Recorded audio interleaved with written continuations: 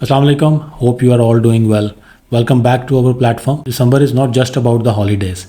It's very critical for your tax planning as well. US में tax year क्योंकि December 31st है, so this month get critical for your tax planning. अगर आप US resident हैं या आप non resident हैं लेकिन आप यूएस में बिजनेस कर रहे हैं and you have your income over there, so this video is very important for you. आप दिसंबर में अपने टैक्स की प्लानिंग कैसे करते हैं, इसी पे डिपेंड करता है कि what you will be paying to IRS for this tax year. आज हम डिस्कस करेंगे 7 ऐसी टैक्स मूव्स जो आपको दिसंबर 31 से पहले अपने बिजनेस के लिए कंप्लीट करनी है, whether you live in US or you are a US resident, or even if you are a non-resident but you have economically connected income in US.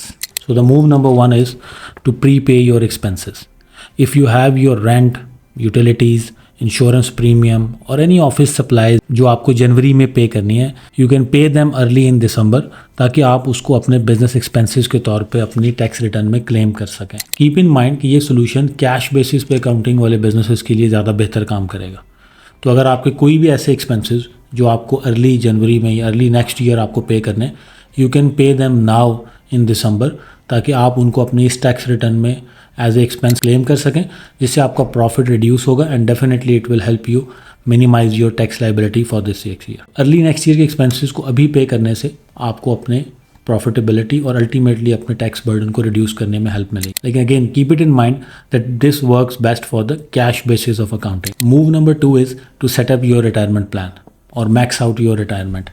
अगर आप सोलो एंटरप्रेन्योर हैं, सेल्फ एम्प्लॉयड हैं या कोई भी ऐसा बिजनेस कर रहे हैं जिसमें अभी फर्दर एम्प्लॉइज आपके पास नहीं है, तो आप अपना सोलो रिटायरमेंट प्लान बनाना चाह रहे हैं. For example you are going for solo 401k, तो this is the best time. December 31 is the date जिससे पहले आपको इसको रिपोर्ट करना होता है. ऑल्दो कि आपके पास नेक्स्ट पूरा साल है कि आप अगले साल में उसको सेटअप कर सकते, लेकिन दिस इज एन अपॉर्चुनिटी कि अगर आप अपने लिए कोई रिटायरमेंट प्लान सेटअप कर रहे हैं, तो अभी दिसंबर में आप अपने इस रिटायरमेंट प्लान को सेटअप करके इस पूरे फाइनेंशियल ईयर 2025 का कंट्रीब्यूशन भी अभी पे कर सकते हैं and this will be an additional year to your retirement plan. And move number 3 is again very important, write off your bad dates.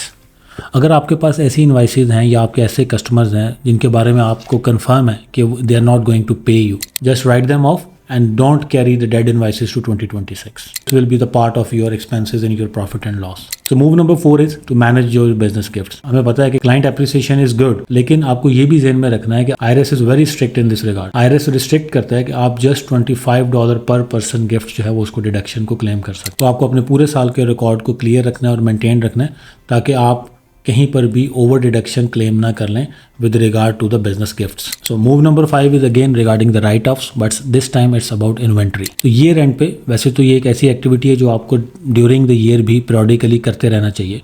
आप हर मंथ एंड पे या क्वार्टरली अपना स्टॉक टेक जरूर करें, लेकिन ये रेंट पे ये एक्टिविटी और ज़्यादा इंपॉर्टेंट हो जाती है. So you always have to carry out physical stock count at the year end. और उसमें करने की चीज़ ये होगी कि आपके जो भी डेड आइटम्स हैं, ऑब्सोलीट हैं, नॉन सेलेबल आइटम्स हैं, खराब हो चुके हैं, एक्सपायर हो चुके हैं, so you always have to write them off and the writing off your inventory items will immediately reduce your taxable income and ultimately your tax liability. Move number 6 charity documentation. It's always good to donate, लेकिन इसकी documentation भी आपके पास complete होनी चाहिए. तो इसलिए this is the time कि आपने पूरे साल में जो भी चैरिटी और डोनेशंस दी हैं, you should have the proper documentation for that, क्योंकि डॉक्यूमेंटेशन के साथ ही आप अपने डोनेशन और चैरिटीज़ को क्लेम कर सकते हैं विद IRS. अगर आप पूरा साल चैरिटी और डोनेशन करते रहे लेकिन if you don't have the proper documentation, you will not be able to deduct.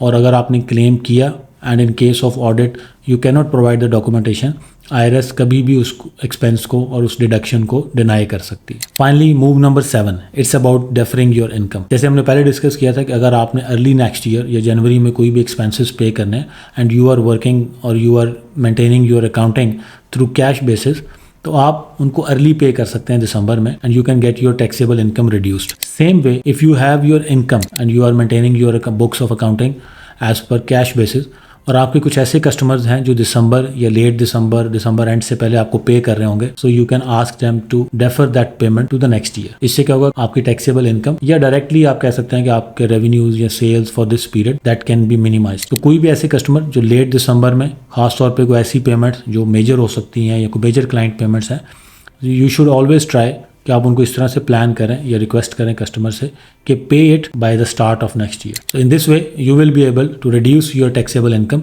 And ultimately your tax liability. These were the 7 moves that will really give you control. तो अगर आप US में रहते हैं या इवन आप non resident हैं with your ECI, तो आपको इन सारी चीज़ों का ख्याल ज़रूर रखना चाहिए and you should complete this checklist before December 31st। Further I would like कि आप सब इस प्लेटफॉर्म को ज़रूर सब्सक्राइब करें and stay tuned with us, क्योंकि नेक्स्ट वीडियो में I will be bringing further details to this. In the next video में मैं आपको बताऊंगा कि what is estimated taxation and how it works and what are the safe harbours. So if you are doing business in US or anywhere else in the world also, for example, we will be bringing more content regarding UAE and other regions also, so stay tuned, stay with us। और कोई भी आपको help चाहिए हो तो you can ask, you can comment your questions and I will definitely try to answer as much questions as I could। और secondly, if you actually need help for your business, आपको Q4 की book keeping करनी है, year and book keeping करनी है, tax filing करनी है, so you can always reach out to me और account expert and we will definitely help you with this. Take care, stay tuned, thanks for now.